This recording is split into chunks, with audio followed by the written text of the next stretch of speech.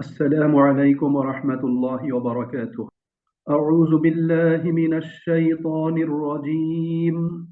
بسم الله الرحمن الرحيم.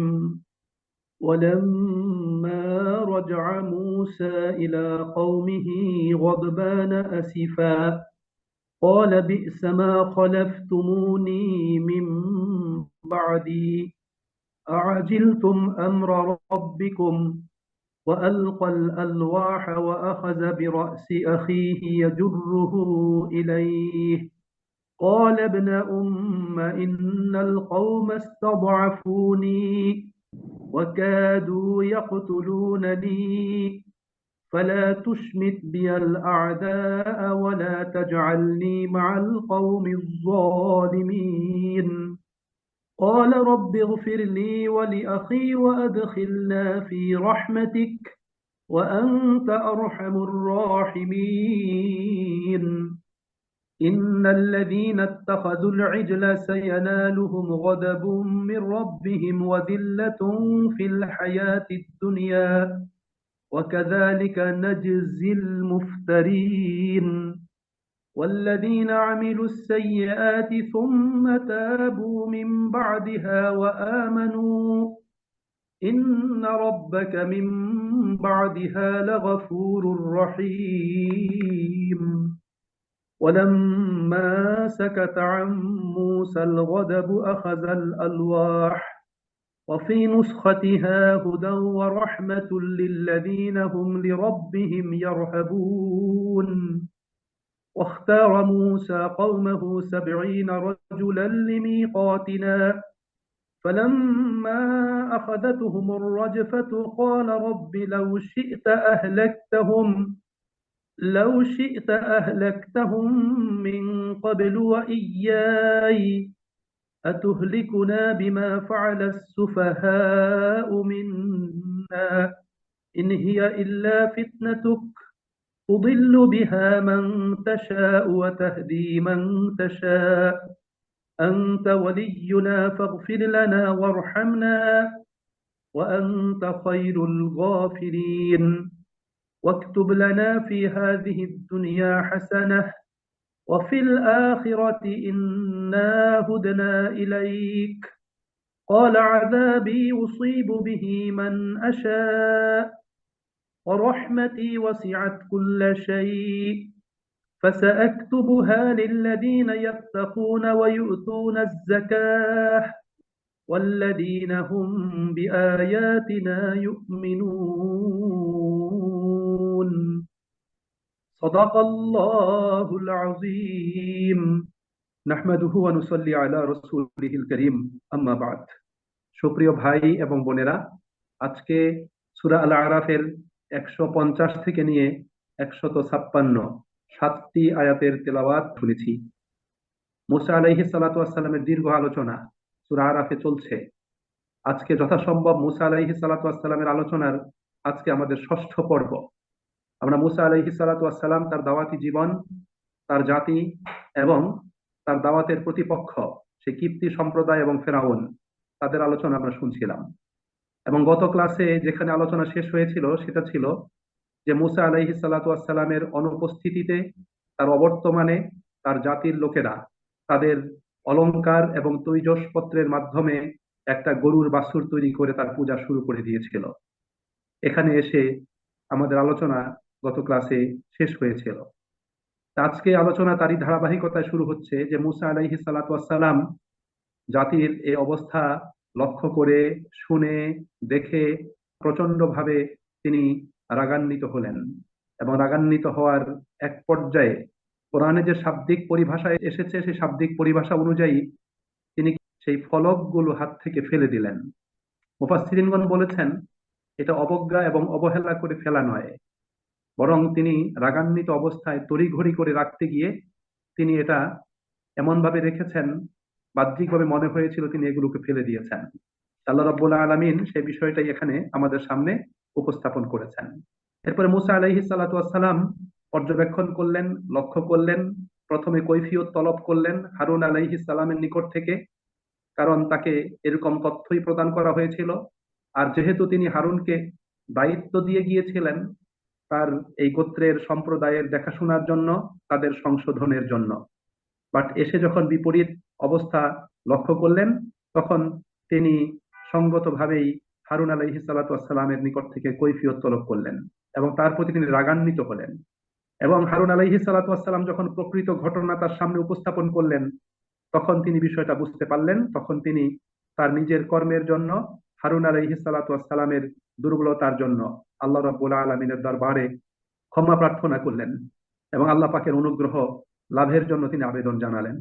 আমরা এই অংশে দেখতে পেয়েছি, অতঃপর আল্লাহ রাব্বুল আলামিন সে বনী ইসরাইল লোকদের সেই তওবার বিষয়টা আল্লাহ পাক উপস্থাপন করেছেন। এবং আল্লাহ সুবহানাহু ওয়া তাআলা মাঝখানে আরেকটি বিষয়ের অবতারণা করেছেন, যে মুসা আলাইহিস সালাতু ওয়াস সালাম যখন তাওরাত নিয়ে আসলেন, তখন তার জাতির এই নেতৃস্থানীয় ব্যক্তিবর্গ মুসা আলাইহিস সালাতু ওয়াস সালাম আল্লাহ পাকের নিকট থেকে তাওরাত নিয়ে এসেছেন এটা তারা বিশ্বাস করতে পারছিল না। বরং তারা মুসার প্রতি অপবাদ আরোপ করলো যে মুসা এটা নিজেই কোনো জায়গা থেকে সংগ্রহ করে এটা লিখে নিয়ে এসছে, এখন এসে বলছে এটা আল্লাহ পাক তাকে দিয়েছে। এই বিষয়টি প্রমাণের জন্য আল্লাহ পাকের কাছে মুসা আলাইহিস সালাতু ওয়াস সালাম আবেদন জানিয়েছিলেন। সে আবেদনের পরিপ্রেক্ষিতে আল্লাহ তাআলা তাদের গোত্রের নিকট থেকে নেতৃস্থানীয় 70 জন ব্যক্তিকে বাছাই করে আবার তুর পাহাড়ে আল্লাহ পাক ডেকেছিলেন। এই ঘটনাটা এখানে এসছে। অন্য বর্ণনায় এভাবে এসছে, তারা যেহেতু গরুর বাছুরের পূজা শুরু করে দিয়েছিল, এই জন্য পুরা গোত্রের পক্ষ থেকে আল্লাহ পাকের কাছে ক্ষমা প্রার্থনার জন্য এই 70 জন লোককে বাছাই করা হয়েছিল, যে তারা আল্লাহ পাকের নিকট থেকে ক্ষমা লাভ করার জন্য ক্ষমা প্রার্থনা করবে। এই ঘটনাটি আল্লাহ রাব্বুল আলামিন এখানে সেটা উল্লেখ করেছেন। কিন্তু তারপরেও তাদের হঠকারিতামূলক আচরণের কারণে আল্লাহ পাক তাদের উপর বজ্রাঘাতে আঘাত হেনেছিলেন, বজ্রের মাধ্যমে আঘাত হেনেছিলেন এবং তারা সেখানে অজ্ঞান হয়ে পড়ে গিয়েছিল। একটা বর্ণনায় এসে তাদের মৃত্যু হয়ে গিয়েছিল। অতঃপর মুসা আলাইহিস সালাতু ওয়াস সালামের আবেদনের পরিপ্রেক্ষিতে আল্লাহ রাব্বুল আলামিন আবার তাদের জ্ঞান ফিরিয়ে দিয়েছেন, তাদের জীবন আল্লাহ রাব্বুল আলামিন ফিরিয়ে দিয়েছেন। সেই বিষয়টা এখানে আলোচিত হয়েছে। এরপরে মুসা আলাইহিস সালাতু ওয়াস সালামের সর্বশেষ আবেদন, আল্লাহ পাকের কাছে দুনিয়া এবং আখিরাতের কল্যাণ প্রার্থনা করে তিনি দোয়া করেছেন। এবং তিনি একথাও বলেছেন যে ভুল ভ্রান্তি নিকট থেকে ক্ষমা প্রার্থনা করে আমরা অনুতপ্ত লজ্জিত হয়ে আপনার দিকে প্রত্যাবর্তন করছি, সুতরাং আপনি আমাদেরকে অ্যাকসেপ্ট করুন, আমাদেরকে কবুল করুন। আল্লাহ রাব্বুল আলামিন শর্তের আলোকে তাদের আবেদনটাকে কবুল করলেন। আল্লাহ শর্ত দান করলেন। শর্ত দান হলো, আল্লাহ তাআলা বলছেন যে আমার রহমত, আমার করুণা, আমার অনুগ্রহ আমি যারা তাকওয়া ভিত্তিক জীবনযাপন করবে, যারা জাকাত প্রদান করবে, জাকাত ভিত্তিক অর্থনীতির ব্যবস্থা চালু করবে এবং যারা আমার আয়াতসমূহের উপর আস্থা এবং বিশ্বাস রাখবে, আমি তাদের জন্য আমার রহমতটাকে লিখে দিব, বিধিবদ্ধ করে দিব। এভাবে আল্লাহ রাব্বুল আলামিন আজকের আলোচনাটা এখানে আল্লাহ পাক উপস্থাপন করেছেন। সম্মানিত ভাই এবং বন্ধুরা, আমরা আজকে যেখান থেকে পড়েছি 150 থেকে, আল্লাহ পাক ধারাবাহিকভাবে তার বর্ণনাগুলো প্রদান করছেন। আল্লাহ তাআলা বলছেন, ওয়ালাম্মা রাজা মূসা ইলা কওমিহি গাদবানা আসিফা, যে মূসা আলাইহিস সালাতু ওয়াস সালাম যখন ক্রুদ্ধ এবং ক্ষুব্ধ হয়ে নিজ সম্প্রদায়ের কাছে ফিরে আসলেন, তখন এসে তিনি তাদের এই অবস্থা লক্ষ্য করে তিনি বললেন, বিসামা খালাফতুমুনি মিন বাদি, আমার অনুপস্থিতিতে তোমরা আমার কত নিকৃষ্ট প্রতিনিধিত্ব করেছো, আমার সঠিক প্রতিনিধিত্ব করো নাই। আমি তোমাদেরকে বলে গিয়েছিলাম তোমরা এখানে অবস্থান করে আল্লাহ পাকের হুকুম মেনে চলবে, নিজেদেরকে সংশোধন করবে এবং সীমা লঙ্ঘন করবে না। বাট তোমরা এখন দেখি নিজেদেরকে তো সংশোধন করনি, বরং নিজেরা শিরকে লিপ্ত হয়ে নিজেদের অবস্থাকে আরো তোমরা শোচনীয় পর্যায়ে নিয়ে গিয়েছো এবং তোমরা আল্লাহ পাকের আনুগত্যের পরিবর্তে আল্লাহ পাকের সাথে শিরক করে সে গোবৎসের পূজা শুরু করে দিয়েছো। এভাবে তিনি বললেন যে আমি তোমাদেরকে যা বলে গিয়েছি, আমার সেই কথা তোমরা রাখোনি, তাকে তোমরা পরিবর্তন করেছো এবং আমার সঠিক প্রতিনিধিত্ব তোমরা করনি। আজিল তুম আমরা রব্বিকুম, মুসা আলাইহিস সালাতু ওয়াস সালাম বললেন, আজিল তুম, তোমরা কি তাড়াহুড়ো করলে, আমরা রব্বিকুম, তোমাদের রবের আদেশের আগেই, অর্থাৎ তোমাদের রবের যে আদেশ, আমি তার নিকট থেকে বিধিবিধান, জীবন পরিচালনার যে গাইডলাইন যেটা আমি আনার জন্য গিয়েছিলাম, আল্লাহ পাকের নিকট থেকে সেই বিধিবিধান তোমাদের কাছে আনার পূর্বেই তোমরা কি তাড়াহুড়ো করলে? এ কথা মুসা আলাইহিস সালাতু ওয়াস সালাম তখন বললেন। এই জাতিকে কথা বলার পরে, হারুন আলাইহিস সালাতু ওয়াস সালামকে কথা বলার পরে, মুসা আলাইহিস সালাতু ওয়াস সালামের যেহেতু রাগ তখনও আছে, রাগ প্রশমিত হয়নি, তখন তিনি তার ভাইকে চার্জ করলেন। কিভাবে চার্জ করলেন? আল্লাহ রাব্বুল আলামিন সে কথা বলছেন যে ওয়া আলকাল আলওয়াহ, অতি রাগান্বিত হয়ে মুসা আলাইহিস সালাতু ওয়াস সালাম তার হাতের ফলকগুলো তিনি নিক্ষেপ করলেন। অর্থাৎ তিনি সেগুলো জোরে রেখে দিলেন। ওয়াখাযা বিরাসি আখি, এবং তার ভাইয়ের মাথার চুলগুলো ধরলেন। ইয়াজুররুহু ইলাইহি, এবং নিজের দিকে তিনি কি টেনে আনতে লাগলেন, মাথার চুলগুলো ধরে তিনি টেনে আনতে লাগলেন। সূরা তহার বর্ণনায় এসছে তিনি তার দাড়িতে স্পর্শ করেছিলেন, দাড়িতে তিনি ধরেছিলেন, এবং তিনি মাথাতেও ধরেছিলেন। সেটা এসছে সূরা তহার 94 নম্বর আয়াতে, ক্বালা ইয়া ইবনা উম্মা লা তাখুয বিলিহিয়াতি ওয়ালা বিরাসি, হে আমার মায়ের পেটের ভাই, তুমি আমার দাড়ি এবং চুল ধরো না। অর্থাৎ তিনি দাড়ি এবং চুল দুটোই ধরেছেন। আর সূরা আরাফে এসছে তিনি তার মাথার চুল ধরে নিজের দিকে টেনে আনতে লাগলেন, টেনে এনেছেন। যখন তিনি নিজের দিকে টান দিলেন, তখন তার ভাই হারুন বললেন, ক্বালা ইবনা উম্মা, হে আমার মায়ের পেটের ভাই, আমার মায়ের পুত্র, ইন্নাল কওমা, নিশ্চয়ই আমার সম্প্রদায়, ইস্তাদআফুনি, আমাকে দুর্বল মনে করেছিল। তারা আমাকে দুর্বল মনে করেছে এবং আমার কথার কোনো মূল্যায়ন করেনি, আমার আদেশের তারা এটাকে পালন করেনি, বরং তার বিপরীত তারা করেছে। ওয়াকাদু ইয়াকতুলুনানি, এবং আমি তাদেরকে প্রতিরোধ করতে গিয়েছিলাম, আমি তাদেরকে বাধা দান করেছিলাম, কিন্তু তারা আমাকে মেরেই ফেলতে চেয়েছিল, আমাকে মেরে ফেলার পর্যায়ে তারা উপনীত হয়েছিল। আলা তুসমিত বিয়াল আদা, সুতরাং তুমি এমন কোনো কাজ করো না যে কাজের কারণে শত্রুরা তারা কি করবে, তারা আনন্দিত হবে, উৎফুল্ল হবে, তারা এখান থেকে মজা লুটবে। ওয়ালা তাজআলনি মাআল কওমিজ জালিমিন, এবং তুমি আমাকে জালিমদের অন্তর্ভুক্ত মনে করো না। এখানে এতটুকু কথা আল্লাহ রাব্বুল আলামিন উপস্থাপন করলেন। এখানে দুটো জিনিস, একটা জিনিস হলো মুসা আলাইহিস সালাতু ওয়াস সালামের রাগান্বিত এবং ক্ষুব্ধ হওয়া, জাতিকে তাদের এই অবস্থার জন্য তাদেরকে ভৎসনা করা, এবং তিনি তার ভাই হারুন আলাইহিস সালাতু ওয়াস সালাম, যাকে তিনি তার অ্যাবসেন্সে তিনি তার প্রতিনিধি নিযুক্ত করেছিলেন, তিনি যখন বিপরীতটা দেখলেন তখন তিনি মনে করলেন এই লোক সঠিক প্রতিনিধিত্ব করে নাই, এই লোক প্রতিনিধিত্ব করে নাই, প্রতিনিধির দায়িত্ব সে পালন করেনি। তখন তিনি তার ভাইকে চার্জ করলেন এবং শক্তভাবে চার্জ করলেন।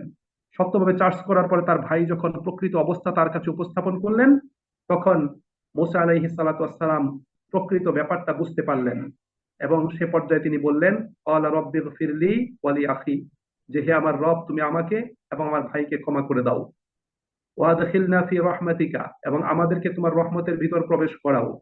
ওয়া আনতা আরহামুর রাহিমিন, আর তুমি দয়ালুদের মধ্যে সর্বশ্রেষ্ঠ দয়ালু।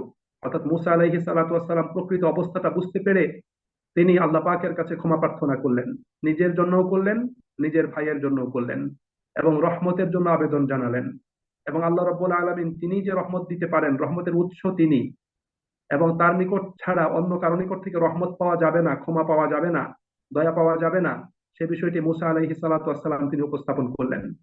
সম্মানিত ভাই এবং বোনেরা, আমরা জানি যে আল্লাহ সুবহানাহু ওয়া তাআলা কোরআনুল কারীমে নবীদেরকে অত্যন্ত সম্মান এবং মর্যাদার সাথে নবীদের অবস্থাটা আল্লাহ রাব্বুল আলামিন উপস্থাপন করেছেন। পক্ষান্তরে আমরা দেখতে পাই যে বাইবেলে এবং তালমুদে ইহুদি এবং খ্রিস্টানরা নবীদের বিষয়গুলোকে তারা অত্যন্ত মন্দভাবে উপস্থাপন করেছেন। আপাত দৃষ্টিতে এটা একটা বিস্ময়কর জিনিস। একদিক থেকে তারা নবীদেরকে নবী মানছে, নবী স্বীকার করছে, অতি ভক্তি প্রদর্শন করছে, আবার নবীদের চরিত্রে তারা কলঙ্ক লেপন করছে। তালমুদে এবং বাইবেলের বর্ণনায় এই বাছুর পূজার জন্য ইহুদিরা হারুন আলাইহিস সালাতু ওয়াস সালামকেই তারা দায়ী করেছে। তালমুদের ভিতর বর্ণনাটা এভাবে এসছে, তারা বলেছে যে মুসা আলাইহিস সালাতু ওয়াস সালামের অনুপস্থিতিতে এই বনী ইসরাইলের লোকেরা হারুনকে বলল যে আমাদেরকে একটা উপাস্য বানিয়ে দাও, এবং তাদের আবেদনের পরিপ্রেক্ষিতে হারুন একটা উপাস্য বানিয়ে দিলেন এবং তাদের জন্য একটা মন্দিরও বানালেন, এবং তাদেরকে বলা হলো যে এই উপাস্যই তোমাদেরকে ফেরাউনের কবল থেকে নিরাপদে মিশর থেকে বের করে এনেছে, ফেরাউনকে ধ্বংস করে দিয়েছে, সুতরাং তোমরা এর পূজা করো। এভাবে বাইবেলের ভিতর, যেটা যাত্রা পুস্তকের ভিতর আছে, আল্লামা আবুল আলা মওদুদী রহমতুল্লাহ আলাইহি তিনি তাফহিমুল কোরআনের ভিতর বিষয়টা তিনি উল্লেখ করেছেন যে হারুন আলাইহিস সালাতু ওয়াস সালাম তো অপরাধটা করেন নাই, হারুন আলাইহিস সালাতু ওয়াস সালাম অপরাধ করেননি। এই জন্য প্রকৃত অবস্থাটা, প্রকৃত চিত্র আল্লাহ রাব্বুল আলামিন এখানে উপস্থাপন করেছেন। কারণ অপরাধটা করেছিল আল্লাহ পাকের দুশমন এবং বিদ্রোহী সামিরি। হারুন আলাইহিস সালাতু ওয়াস সালাম যখন সামিরির নাম বললেন, তখন মুসা আলাইহিস সালাতু ওয়াস সালাম সামিরিকে চার্জ করেছিলেন। আল্লাহ রাব্বুল আলামিন সূরা তহার 95 নাম্বার আয়াতে আল্লাহ পাক এই কথাটা উল্লেখ করেছেন, 95 এবং 96 নাম্বার আয়াতে। মুসা আলাইহিস সালাম তখন সামিরিকে জিজ্ঞেস করলেন, ক্বালা ফামা খাতবুকা ইয়া সামিরি, মুসা বললেন, হে সামিরি, তোমার বক্তব্য কি, এ ব্যাপারে তোমার কি মতামত, তোমার কি বক্তব্য, তুমি কি করেছ? তখন সামিরি বলেছিল, ক্বালা বাসুরতু বিমা লাম ইয়াবসুরু বিহি ফাকাবাততু কাবদাতাম মিন আসারি রাসূল। সামিরি বলল, আমি এমন কিছু দেখেছি, বাসুরতু বিমা লাম ইয়াবসুরু বিহি, আমি এমন কিছু দেখেছি যা তারা দেখেনি। ফাকাবাততু কাবদাতাম মিন আসারি রাসূল, তখন আমি সেই রাসূলের জিবরিলের পদচিহ্ন থেকে এক মুষ্টি ধুলো আমি নিয়েছিলাম, এবং সেই ধুলোটাই আমি সেই তৈজসপত্র দিয়ে, অলংকার দিয়ে তৈরি বাসুরের ভিতরে আমি নিক্ষেপ করেছিলাম। ফানাবাসতুহা ওয়া কাযালিকা সাওয়ালাত লি নাফসি, এবং স্বামী বলেছিল, এ কাজটির জন্য আমার নফস আমাকে উদ্বুদ্ধ করেছিল, আমার প্রবৃত্তি আমাকে উদ্বুদ্ধ করেছিল। সম্মানিত ভাই এবং বোনেরা, আমরা ইতিহাস জানি যে সামিরি, তারও কিন্তু প্রকৃত নাম ছিল মুসা। সামিরির নামও ছিল মুসা। এই সামিরি, সে জন্মের সময়, সে যখন ভূমিষ্ঠ হয় তখনই তার মা মৃত্যু হয়, এবং তার ভূমিষ্ঠ হয়েছিল একটা নদীর একদম উপকূলে, কুলের ভিতর তার, সেখানে তার জন্ম হয়েছিল। এবং মুফাসসিরগণ উল্লেখ করেছেন যে আল্লাহ রাব্বুল আলামিন এই শিশু সামিরিকে জিব্রাইলের মাধ্যমে প্রাথমিক লালন পালন এবং তত্ত্বাবধান করিয়েছিলেন। এজন্য একজন কবি তিনি বলেছেন, ফামূসাল্লাযী রাব্বাহু ফিরআউন নাবিয়্যা ওয়া মূসাহুল্লাযী রাব্বাহু জিবরিল কাফিরা, যে সেই মুসা, যেই মুসাকে ফেরাউন লালন পালন করেছিল, সে হয়েছে নবী, আর সেই মুসা যাকে লালন পালন করেছিল জিব্রাইল, সে হয়েছে কাফের। সুতরাং এই সামিরির কাছে জিব্রাইল আসতো, এবং সামিরি লক্ষ্য করেছিল জিব্রাইলের পদচিহ্নের জায়গাটুকু সেখানে সবুজ সতেজ হয়ে যেত, সেটা লক্ষ্য করেছিল। যেখানে জিব্রাইলের পা পড়তো সেই জায়গাটুকু সবুজ হতো, সেখানে উদ্ভিদ এবং ঘাসের জন্ম নিত, সেটা যেন তরতাজা হয়ে যেত, সেখানে জায়গা যেন প্রাণ ফিরে পেত। এই অবস্থাটা সামিরি লক্ষ্য করেছিল, যার কারণে জিব্রাইলের পদচিহ্ন থেকে সামিরি এক মুষ্টি মাটি, বালি তার নিজের কাছে রেখে দিয়েছিল। এবং সামিরি সে কথা এখানে বলেছে সূরা তহার ভিতর, যে বাসুরতু বিমা লাম ইয়াবসুরু বিহি, আমি এমন কিছু দেখেছি যেটা অন্য কেউ দেখেনি। ফাকাবাততু কাবদাতাম মিন আসারির রাসূল, এবং আমি রাসূলের জিব্রাইলের পদচিহ্ন থেকে আমি এক মুষ্টি বালি নিজের কাছে রেখে দিয়েছিলাম। ফানাবাসতুহা, সেই বালির একটা অংশই আমি এই বাসুরের ভিতরে আমি নিক্ষেপ করেছিলাম। সুপ্রিয় ভাই এবং বন্ধুরা, আল্লাহ রাব্বুল আলামিন বিষয়টা এখানে উল্লেখ করেছেন। সুতরাং বাইবেল যেভাবে হারুন আলাইহিস সালাতু ওয়াস সালামের উপর কলঙ্ক লেপন করেছিল, তাকে দোষী সাব্যস্ত করেছে, কিন্তু আল্লাহ রাব্বুল আলামিন কোরআনুল হাকিমে নবী হারুন আলাইহিস সালাতু ওয়াস সালাম, তার চারিত্রিক পবিত্রতা এবং তার ভুল এবং ত্রুটিতে লিপ্ত না হওয়া, এই বিষয়টি আল্লাহ রাব্বুল আলামিন উল্লেখ করে নবীর সম্মান এবং মর্যাদাকে আল্লাহ পাক সুপ্রতিষ্ঠিত করেছেন। এবং প্রকৃত যে অপরাধী, সে প্রকৃত অপরাধীর বিষয়টি আল্লাহ রাব্বুল আলামিন এখানে আমাদের সামনে তিনি সুস্পষ্ট করেছেন। সম্মানিত ভাই এবং বন্ধুরা, এখন এই বনি ইসরাইল, এই ইহুদি এবং খ্রিস্টানরা তাদের ধর্মীয় গ্রন্থে বিকৃতি সাধন করে নবীদের উপর এরকম অপবাদ এবং কলঙ্ক লেপন করলো কেন? আমরা জানি যে বনি ইসরাইলদের ইতিহাস অত্যন্ত কলুষিত এবং অত্যন্ত ন্যক্কারজনক, বিশ্রী একটা ইতিহাস। জগতে এমন কোন অপরাধ অপকর্ম নেই যে অপরাধ অপকর্মে তারা জড়িত হয়নি। সুতরাং তারা যখন বিভিন্ন অপরাধে জড়িত হয়েছিল, এবং তাদের নেতৃস্থানীয় ব্যক্তিবর্গ, তাদের ধর্মীয় নেতৃবৃন্দ, আলেম ওলামা পীর মাশায়েখ, তারাও যখন অপরাধে লিপ্ত হয়ে গিয়েছিল, তখন তারা নিজেদের অপরাধটাকে বৈধ করার জন্য, নিজেদের অপরাধটাকে স্বাভাবিক করার জন্য, এবং সেটাকে সমাজ জীবনে সেই অপরাধের বিষয়টাকে একদম হালকা করে দেওয়ার জন্য নবীদের চরিত্রে তারা অত্যন্ত অশ্লীল বিষয়টা আরোপ করেছে, বেবিচারের অপবাদ নবীদের উপর তারা লেপন করেছে। এগুলো লেপন করে তারা নিজেদের অপরাধটাকে হালকা করার জন্য তারা চেষ্টা করেছে। তারা বলতে চেয়েছে, আমরাই অপরাধ করি, এটা আর তেমন কি, নবী রাসূলরাই অপরাধ করেছে, নবী রাসূলরাই পাপে তারা লিপ্ত হয়েছিল, সুতরাং যেখানে নবী রাসূলরাই নিজেদেরকে রক্ষা করতে পারেনি, সেখানে আমরা নিজেদেরকে কিভাবে রক্ষা করব? এভাবে তারা নবীদের উপর কলঙ্ক লেপন করেছে। আল্লামা মাওদুদী রহমতুল্লাহ আলাই তিনি উল্লেখ করেছেন যে ইহুদিদের মতো বহু ঈশ্বরবাদী হিন্দু সম্প্রদায়ের বৈশিষ্ট্যটাও কিন্তু এরকম। হিন্দুরাও কিন্তু তাদের দেবতাদের নামে, তাদের অবতারদের নামে অসংখ্য অশ্লীল এবং ন্যক্কারজনক বিষয়কে তারা লেপন করেছে। আপনি যদি হিন্দুদের দেবতাদের যদি ইতিহাস যদি আপনি পড়েন, জানেন, তাদের ধর্মগ্রন্থগুলো যদি আপনি পড়েন, দেখবেন তারা যাদেরকে দেবতা মানে, তাদের চরিত্রে এমন বিষয়গুলো তারা আরোপ করেছে, যে এই বিষয়গুলো যদি আপনি দেখেন, তখন আপনার মনে হবে এই লোকগুলো, এই সত্তাগুলো দেবতা অবতার হওয়া তো দূরের কথা, একজন ভদ্র নীতি নৈতিকতা সম্পন্ন মানুষ হওয়াও তাদের জন্য অত্যন্ত কষ্টকর। সুপ্রিয় ভাই এবং বন্ধুরা, আজকে মুসলিম উম্মার মাঝেও কিন্তু সেই ধরনের অশ্লীলতার ছড়াছড়ি আজকে পরিলক্ষিত হচ্ছে, এবং সেই অশ্লীলতা দ্বারা, মন্দ বিষয়গুলো দ্বারা আজকে মুসলিম উম্মার এক শ্রেণীর ধর্মীয় লিডাররাও তারাও কিন্তু এর সাথে তারা সম্পৃক্ত হচ্ছে, জড়িত হয়ে যাচ্ছে। সুতরাং এই বিষয়টা থেকে আমাদের প্রকৃত শিক্ষাটা গ্রহণ করতে হবে। প্রকৃত শিক্ষা গ্রহণ করে আমাদেরকে এখান থেকে বেঁচে থাকার জন্য চেষ্টা করতে হবে। যাই হোক, মুসা আলাইহিস সালাতু ওয়াস সালাম তিনি কি করলেন? আল্লাহ রাব্বুল আলামিনের কাছে নিজের জন্য, নিজের ভাইয়ের জন্য ক্ষমা প্রার্থনা করলেন এবং আল্লাহ পাকের রহমতের আবেদন জানালেন। এরপর আল্লাহ রাব্বুল আলামিন 152 নম্বর আয়াতে আল্লাহ বলছেন, ইন্নাল্লাযীনা ইত্তাখাযুল ইজলা, যারা গোবৎসকে উপাস্য রূপে গ্রহণ করেছে, সায়ানালুহুম গাদাবুম মির রাব্বিহিম ওয়া যিল্লাতুন ফিল হায়াতিদ দুনিয়া, এই দুনিয়ার জীবনে তাদের উপরে আল্লাহ পাকের পক্ষ থেকে লাঞ্ছনা এবং ক্রোধ তাদের উপরে আপতিত হবেই।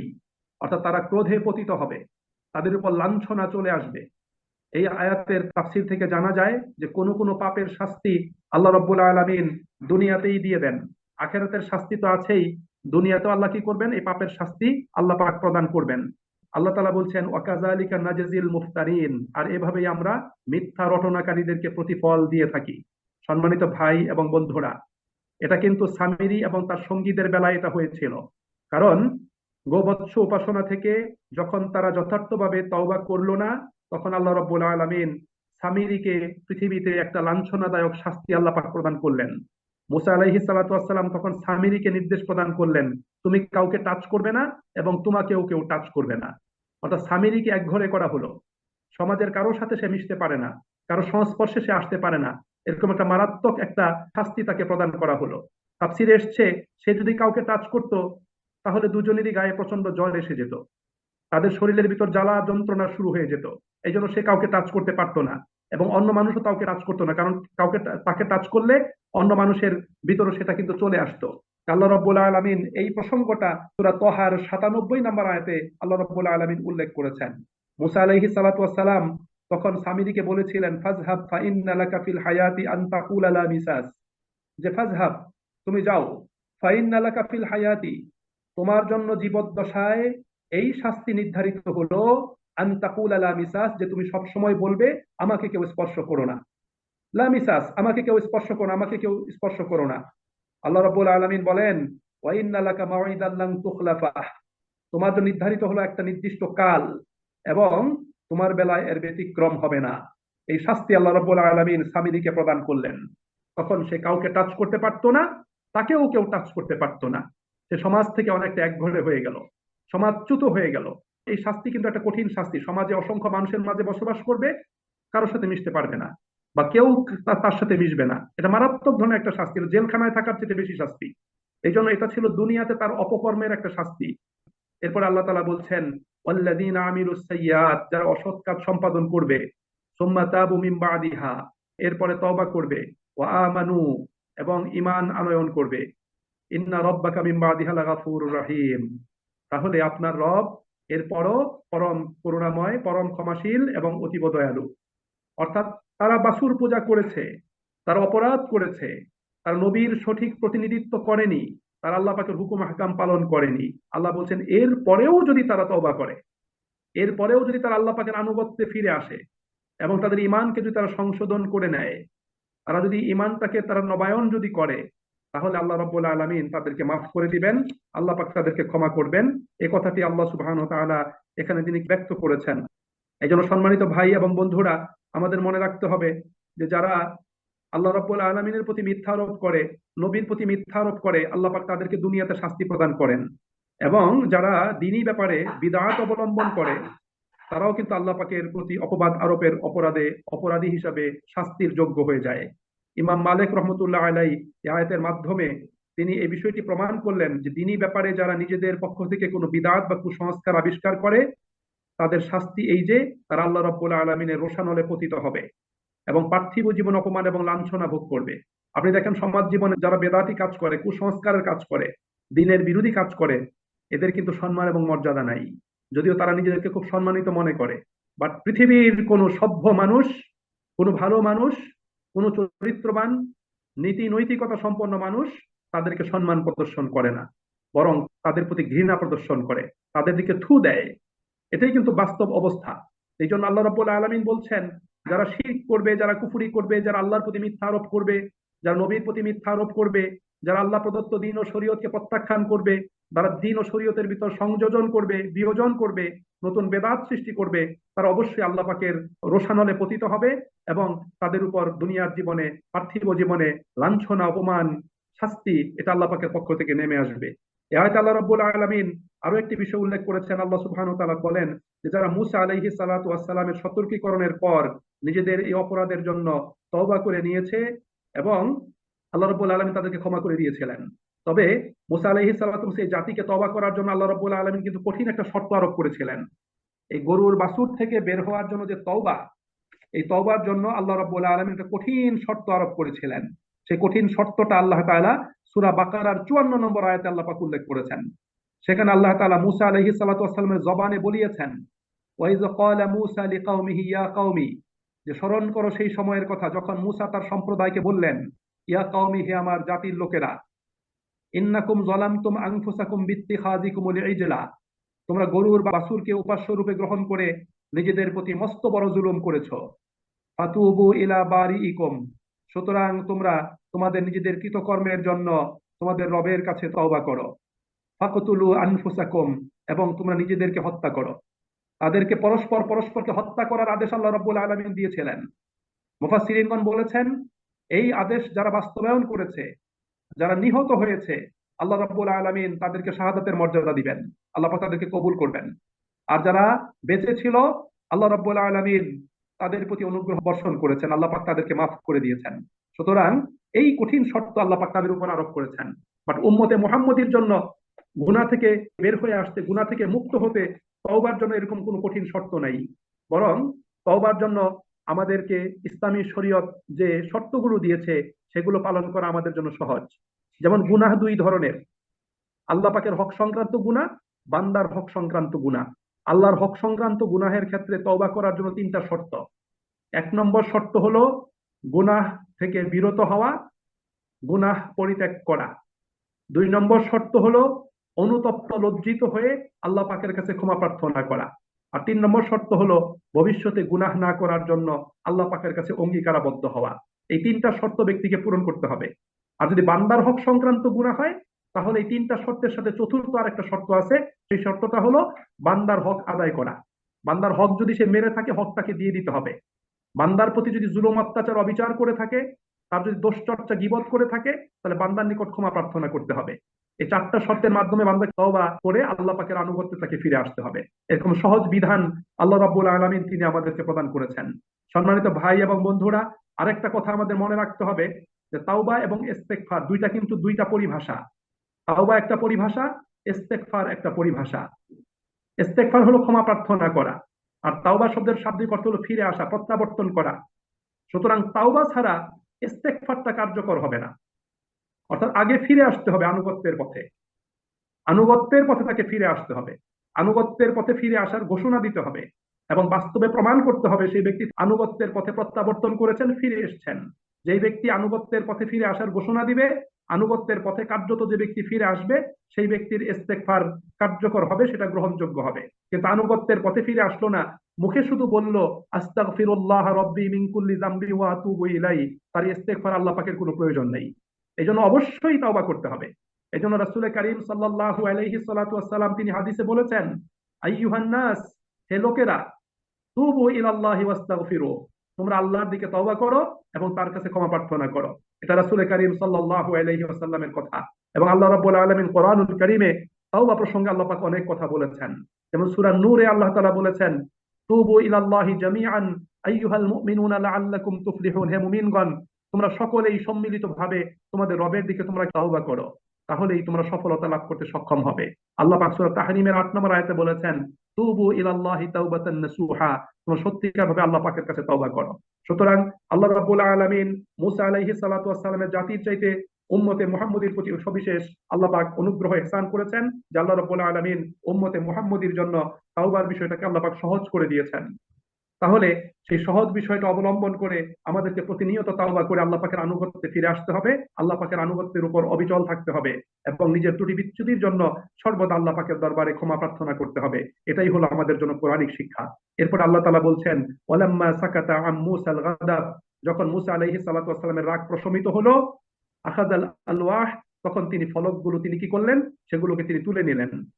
অফি নুসখাতিহা হুদাও ওয়া রাহমাতুল লিল্লাযীনা হুম লিরাব্বিহিম ইয়ারহাবুন, এবং তার কাছে যে ফলকগুলো ছিল, লিখিত যে কপিগুলো ছিল, সেই কপিগুলোতে ছিল হেদায়াত এবং ছিল রহমত। কাদের জন্য? লিল্লাযীনা হুম লিরাব্বিহিম ইয়ারহাবুন, যারা তাদের রবকে ভয় করে তাদের জন্য। সুতরাং হেদায়াত কিন্তু সবার জন্য ইন জেনারেল, প্রাথমিকভাবে। বাট সেই হেদায়াত দ্বারা উপকৃত হবে কারা? যারা রবকে ভয় করবে। যেমন কোরআনের ব্যাপারে আল্লাহ রাব্বুল আলামিন সূরা বাকারার 185 নম্বর আয়াতে বলেছেন, হুদাল লিন্নাস ওয়া বায়্যিনাতিম মিনাল হুদা ওয়াল ফুরকান, কোরআন হলো মানব জাতির জন্য হেদায়াত, হেদায়েতের দলিল, সত্য মিথ্যার মাঝে পার্থক্যকারী মানদণ্ড। এখানে বলেছেন হুদাল লিন্নাস, মানব জাতির জন্য হেদায়াত। আবার বাকারার শুরুতে একদম দ্বিতীয় আয়াতে আল্লাহ বলেছেন হুদাল লিল মুত্তাকিন, মুত্তাকিদের জন্য হেদায়াত। সুতরাং মনে রাখতে হবে, কোরআন সমস্ত মানবতার জন্য হেদায়াত, মানব জাতির জন্য হেদায়াত। বাট এই হেদায়াত পেতে হলে একটু একটু যোগ্যতা লাগে, একটা আলাদা একটু কোয়ালিটি লাগে। সেই কোয়ালিটি হলো ব্যক্তিকে তাকওয়াবান হতে হবে। ব্যক্তির ভিতর যদি তাকওয়া থাকে, ব্যক্তি যদি মুত্তাকি হন, ব্যক্তি যদি তাকওয়ার চর্চা করেন, তাকওয়া ভিত্তিক জীবনযাপন করেন, তাহলেই তিনি কোরআন থেকে, আল্লাহ পাকের হেদায়াত থেকে, আল্লাহ পাকের ওয়াহী থেকে তিনি সেখান থেকে উপকৃত হতে পারবেন এবং জীবনকে তিনি আলোকিত করতে পারবেন। ঠিক মুসা আলাইহিস সালাতু ওয়াস সালামও, তাকে আল্লাহ পাকের তাওরাতের ফলকগুলো প্রদান করেছিলেন। সেই ফলকগুলোর ব্যাপারে তিনি বলেছেন, এতে রয়েছে হেদায়াত, এতে রয়েছে রহমত। তবে এটা কাদের জন্য? যারা তাদের রবকে ভয় করে, রবের অনুশাসন মেনে চলার জন্য যারা সিদ্ধান্ত নেয় এবং সেভাবে যারা জীবনযাপন করে, তাদের জন্য এখানে হেদায়েত রয়েছে। আল্লাহ রাব্বুল আলামিন সুস্পষ্টভাবে এই বিষয়টি তিনি আমাদেরকে জানিয়ে দিয়েছেন। সম্মানিত ভাই এবং বন্ধুরা, এখানে দুটো জিনিস।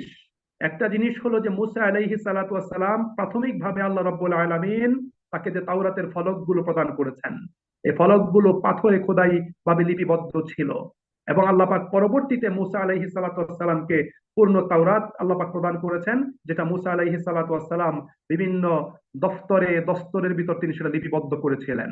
এরপর আল্লাহ তাআলা বলেন, ওয়াখতারা মুসা কওমাহু ৭০ রাজুলান লিমিকাতিনা, মুসা আলাইহিস সালাতু ওয়াস সালাম তার জাতির মধ্য থেকে ৭০ জন লোককে বাছাই করেছিলেন আমার সাথে নির্ধারিত স্থানে একত্রিত হওয়ার জন্য। অর্থাৎ মুসা আলাইহিস সালাতু ওয়াস সালাম যখন তাওরাত নিয়ে আসলেন, তখন তার জাতির লোকেরা তাওরাত যে আল্লাহ পাক প্রদত্ত, এটাকে তারা অস্বীকার করলো। যে আমরা কিভাবে বিশ্বাস করবো তোমাকে আজকে আল্লাহ পাক দিয়েছেন, এটা যে আল্লাহ পাকের বাণী, আমরা এটা কিভাবে বিশ্বাস করবো? আমরা তো এটা দেখি নাই, আমরা তো নিজ কানে শুনি নাই। মুসা আলাইহিস সালাতু ওয়াস সালামকে এটা আরেকটা বড় ধরনের কষ্ট তারা প্রদান করলেন সমস্ত কথা বলে। তখন মুসা আলাইহিস সালাম আল্লাহ পাকের কাছে আবেদন জানালেন। আল্লাহ তখন বললেন, ঠিক আছে, তাদের নিকট থেকে একটা বড় প্রতিনিধি দল গঠন করো, সেই প্রতিনিধি দলকে নিয়ে তুর পাহাড়ে আসো এবং সেখানে এসে তারাও উপস্থিত হবে, তারা আমার বাণী শুনবে এবং সেই বাণীর সাথে তাদেরকে এই ফলকটা তারা মিলিয়ে দেখবে। মুসা আলাইহিস সালাম তাই করলেন। আরেকটা বর্ণনা এসেছে তাদেরকে জাতির পক্ষ থেকে তওবা করার জন্য তাদেরকে নির্বাচন করে সেখানে নিয়ে যাওয়া হয়েছিল। যখন মুসা আলাইহিস সালাম তাদেরকে তুর পাহাড়ে নিয়ে গেলেন, আল্লাহ পাক তার সেই তাওরাতের বিষয়গুলো আল্লাহ পাক পাঠ করলেন, তারা শুনলো। শোনার পরে তারা আবার হটকারিতামূলক কথা বললো যে এটা যে প্রকৃতি আল্লাহ পাকের কণ্ঠ, সেটা আমরা কিভাবে বুঝবো? সুতরাং আমরা আল্লাহকে সরাসরি প্রকাশ্যে দেখতে চাই। আল্লাহ রাব্বুল আলামিন বিষয়টা উল্লেখ করেছেন। তারা বলেছিল, আরিন আল্লাহ জাহরাতান, আরিন আল্লাহ জাহরাতান, আমরা আল্লাহকে প্রকাশ্যে দেখতে চাই, আল্লাহ আমাদের সামনে আসবে, সামনে এসে আল্লাহ পাক পাঠ করবে। বাট আমরা নেপথ্যে একটা কণ্ঠ শুনলাম, বাট নেপথ্যে সেই কণ্ঠ যে আল্লাহ পাকের কণ্ঠ, সেটা আমরা কি করে বিশ্বাস করব? তখনই তাদের এই সমস্ত হঠকারিতামূলক আচরণের কারণে আল্লাহ পাক কি করলেন? তাদের উপর বজ্রের আঘাত হানলেন। আল্লাহ বলছেন, ফালাম্মা আখাযাতহুমুর রাজফা, বজ্রের আঘাত হানলেন। এখানে দুটো বর্ণনা। একটা বর্ণনা তারা বজ্রের আঘাতে মৃত্যুবরণ করলো, আরেকটা বর্ণনা হলো তারা একদম পুরো অজ্ঞান হয়ে সেখানে তারা পড়ে গেল, একটা মৃতের মতো হয়ে গেল। তখন মুসা আলাইহিস সালাতু ওয়াস সালাম আল্লাহ পাকের কাছে আবেদন জানালেন। তিনি বললেন, ক্বালা রাব্বি লাউ শি'তা আহলাকতাহুম মিন ক্বাবলু ওয়া ইয়াই, হে রব, তুমি চাইলে তো পূর্বে তাদেরকে এবং আমাকে ধ্বংস করে দিতে পারতে, কিন্তু সেটা তুমি করো নাই। এখন যদি তাদেরকে ধ্বংস করে দাও, তাহলে তো আমার জন্য প্রবলেম। আমার জাতির লোকের কাছে আমি একা চলে গেলে তারা বলবে আমি তাদেরকে কৌশলে এখানে নিয়ে এসে তাদেরকে হত্যা করেছি। তখন তারা আমার উপর চড়াও হবে, আমাকে তারা মেরে ফেলবে, আমাকে তারা মেরে ফেলবে। সুতরাং হে মহান রব, তুমি তাদেরকে মেরো না, তাদেরকে তুমি জীবন ভিক্ষা দান করো। আল্লাহ পাকের কাছে তিনি আবেদন জানালেন। তখন আল্লাহ তাআলার কাছে তিনি সাথে সাথে এই কথাও বললেন, আতুহলিকুনা বিমা ফাআলাস সুফাহাউ মিন্না, আমাদের মধ্য থেকে কিছু নির্বোধ লোক তাদের আচরণের কারণে তুমি কি আমাদেরকে ধ্বংস করে দিবে? আল্লাহ পাকের কাছে তিনি বললেন, ইন হিয়া ইল্লা ফিতনাতুকা, এটা ছিল তোমার পক্ষ থেকে একটা পরীক্ষা। এই পরীক্ষার মাধ্যমে তুদিল্লু বিহা মান তাশা, যাকে ইচ্ছা তুমি পথভ্রষ্ট করো, ওয়া তাহদি মান তাশা, এবং যাকে ইচ্ছা তুমি হেদায়েতের পথে পরিচালিত করো। আনতা ওয়ালিয়ুনা, সুতরাং তুমি আমাদের অভিভাবক, ফাগফির লানা, আমাদেরকে ক্ষমা করে দাও, ওয়ারহামনা, আমাদের প্রতি দয়া করো, ওয়া আনতা খায়রুল গাফিরিন, এবং তুমি ক্ষমাকারীদের মাঝখানে সর্বোত্তম ক্ষমাকারী। মুসা আলাইহিস সালাতু ওয়াস সালামের আবেদন তিনি জানালেন। তখন আল্লাহ রাব্বুল আলামিন তার কাছে আরো আবেদন জানালেন, মুসা ওয়াক্তুব লানা ফি হাযিহিদ দুনিয়া হাসানা, দুনিয়াতে আমাদের জন্য কল্যাণ দান করো, ওয়াফিল আখিরাতি, এবং আখিরাতেও কল্যাণ দান করো, ইন্না হুদনা ইলাইক, আমরা তোমার দিকে ফিরে এসেছি। মুসা আলাইহিস সালাম আবেদন জানালেন, নবী হিসাবে তিনি পুরো জাতির পক্ষ থেকে আল্লাহ পাকের কাছে আবেদন জানালেন, শুধু নিজের জন্যই নয়, পুরো জাতির জন্য আবেদন জানালেন। তখন আল্লাহ রাব্বুল আলামিন শর্ত সাপেক্ষে মুসা আলাইহিস সালাতু ওয়াস সালামের আবেদনকে আল্লাহ পাক অ্যাকসেপ্ট করে নিলেন। আল্লাহ তাআলা বললেন, ক্বালা আযাবি উসিবু বিহি মান আশা, যাকে ইচ্ছা আমি আমার শাস্তি দিয়ে পাকড়াও আমি করব। ওয়া রাহমাতি ওয়াসিয়াত কুল্লা শাই, আর আমার রহমত তো সকল কিছুকে পরিবেষ্টন করে আছে, রহমত সকল কিছুকে পরিবেষ্টন করে আছে। সুতরাং আল্লাহ পাকের আযাবের চাইতে আল্লাহ পাকের রহমতটা হলো ব্যাপক, বিস্তৃত। আল্লাহ পাকের রহমত এটা ব্যাপক এবং বিস্তৃত। এই প্রসঙ্গে আমরা অনেকগুলো হাদিস ইতিপূর্বেও জেনেছি। আল্লাহ রাসূল সাল্লাল্লাহু আলাইহি ওয়াসাল্লাম বলেছেন, আল্লাহ পাক রহমতটাকে 100 ভাগে ভাগ করে 99 ভাগ নিজের কাছে রেখেছেন, 1 ভাগ রহমত আল্লাহ পাক সমস্ত সৃষ্টির মাঝখানে বন্টন করে দিয়েছেন, এবং সেই 99 ভাগ রহমতের মাধ্যমে আল্লাহ রাব্বুল আলামিন আখিরাতে তার বান্দাদের প্রতি অনুগ্রহ করবেন। অন্য আরেকটি হাদিসে এসেছে, আল্লাহ রাসূল সাল্লাল্লাহু আলাইহি ওয়াসাল্লাম বলেছেন যে ওয়া রাহমাতি, যে আমার রহমতটা বিজয়ী হয়েছে আমার ক্রোধের উপর। আল্লাহ পাকের ক্রোধের চেয়ে আল্লাহ পাকের রহমতটা অত্যন্ত ব্যাপক এবং বিস্তৃত। এবং এই আয়াতের মাধ্যমে আল্লাহ রাব্বুল আলামিন আরো আমাদেরকে জানিয়েছেন তার রাসূলের মাধ্যমে। আল্লাহ রাসূল বলেছেন, জান্নাত এবং জাহান্নাম তারা কি করেছিল? বিতর্ক করেছিল। জাহান্নাম বলেছিল, পৃথিবীর উদ্ধত অহংকারী প্রতাপশালী লোকেরা আমার ভিতর প্রবিষ্ট হবে, আর জান্নাত বলেছিল যে আমার ভিতর প্রবেশ করবে সে সমস্ত দুর্বল, ফকির, মিসকিন এবং বিনয়ী মানুষগুলো যারা আল্লাহর পথে চলেছে। তখন আল্লাহ রাব্বুল আলামিন জান্নাত এবং জাহান্নামের মাঝখানে আল্লাহ পাক মীমাংসা করে দিলেন। আল্লাহ জাহান্নামকে ডেকে বললেন যে তুমি আমার শাস্তি এবং ক্রোধের প্রতীক, তোমাকে দিয়ে আমি উদ্ধত অহংকারী সেই বিদ্রোহী লোকদেরকে দিয়ে তোমাকে আমি পূর্ণ করব। এবং জান্নাত হলো আমার রহমত, সুতরাং আমি আমার সেই নেককার বান্দাদেরকে দিয়ে, বিনয়ী বান্দাদেরকে দিয়ে, মুমিন বান্দাদেরকে দিয়ে, মুত্তাকি বান্দাদেরকে দিয়ে আমি জান্নাতকে পূর্ণ করব। আল্লাহ রাব্বুল আলামিন সেই বিষয়টা এখানে আল্লাহ রাব্বুল আলামিন তিনি উপস্থাপন করেছেন। সম্মানিত ভাই এবং বন্ধুরা, এরপর আল্লাহ রাব্বুল আলামিন বলছেন, ফাসাআকতুবুহা লিল্লাযিনা ইয়াত্তাকুন, সুতরাং যারা তাকওয়া ভিত্তিক জীবন যাপন করবে, ওয়া ইউতুনাজ যাকাতা, এবং যারা যাকাত আদায় করবে, ওয়াল্লাযিনা হুম বিআয়াতিনা ইউমিনুন, এবং যারা আমার আয়াত সমূহের প্রতি আস্থা এবং বিশ্বাস স্থাপন করবে, ফাসাআকতুবুহা, আমার রহমত আমি তাদের জন্য লিপিবদ্ধ করে দিব, তাদের জন্য আমি লিখে দিব। সুতরাং আল্লাহ পাকের রহমত পেতে হলে এখানে আল্লাহ রাব্বুল আলামিন 3টা বিষয়কে আল্লাহ পাক শর্ত করেছেন। 1 নম্বর শর্ত হলো তাকওয়া ভিত্তিক জীবন যাপন করা। 2 নম্বর শর্ত হলো যাকাত প্রদান করা, যাকাত ভিত্তিক অর্থনৈতিক ব্যবস্থাকে চালু করা। এবং 3 নম্বর বিষয়টি হলো আল্লাহ পাকের আয়াত সমূহের উপর আস্থা এবং বিশ্বাস রেখে আল্লাহ পাকের আয়াতের আলোকে জীবন যাপন করা। এই 3টা কাজ করলে আল্লাহ রাব্বুল আলামিন ইহজাগতিক জীবনে বান্দার প্রতি অনুগ্রহ এবং রহমত বর্ষণ করবেন, এবং আখিরাতে বান্দা আল্লাহ পাকের নিকট থেকে অনুগ্রহ এবং রহমত লাভ করতে সক্ষম হবে। সুপ্রিয় ভাই এবং বন্ধুরা, এই ঘটনাটি, এই আলোচনাটি যদিও মুসা আলাইহিস সালাতু ওয়াস সালাম এবং সেই বনী ইসরাইলদের সম্পর্কে আল্লাহ পাক বর্ণনা করেছেন, তাদের সেই অবস্থাটা আল্লাহ পাক এখানে তুলে ধরেছেন, কিন্তু প্রকৃত পক্ষে আল্লাহ রাব্বুল আলামিন এখানে আমাদের জন্য গুরুত্বপূর্ণ অনেকগুলো মেসেজ আল্লাহ পাক আমাদেরকে প্রদান করেছেন, যে কিভাবে অনুতপ্ত লজ্জিত হয়ে আল্লাহ পাকের কাছে ক্ষমা প্রার্থনা করতে হয়, কিভাবে আল্লাহ পাকের আনুগত্যে ফিরে আসতে হয়, কিভাবে ইমানের ঘোষণা দান করতে হয়, কিভাবে আল্লাহ পাকের রহমতের জন্য আবেদন জানাতে হয়, কিভাবে আল্লাহ পাকের কাছে কল্যাণের প্রার্থী হতে হয়, এবং কিভাবে আল্লাহ রাব্বুল আলামিন এখানে আমাদেরকে আরো জানিয়েছেন যে আমাদেরকে কিভাবে আল্লাহ রাব্বুল আলামিনের প্রতিনিধিত্ব আমাদেরকে কিভাবে করতে হবে, সেই বিষয়গুলো আল্লাহ পাক এখানে উপস্থাপন করেছেন। সুতরাং আমাদেরকে এখান থেকে শিক্ষা গ্রহণ করে আমাদেরকে কোরআন মুখী জীবন যাপন আমাদেরকে করা, এবং আমাদেরকে কোরআনী মানুষ রূপে নিজেদেরকে তৈরি করা, এবং নিজেদের পরিবার পরিজন প্রজন্মকে কোরআনিক পরিবার এবং প্রজন্মে পরিণত করার জন্য সাধ্যমত চেষ্টা করা। আল্লাহ আমাদের সকলকে তৌফিক দান করুন, আল্লাহ আমাদের সকলকে কবুল করুন। আমিন। ওয়া আখিরু দাওয়ানা আনিল হামদুলিল্লাহি রাব্বিল আলামিন। আসসালামু আলাইকুম ওয়া রাহমাতুল্লাহি ওয়া বারাকাতুহু।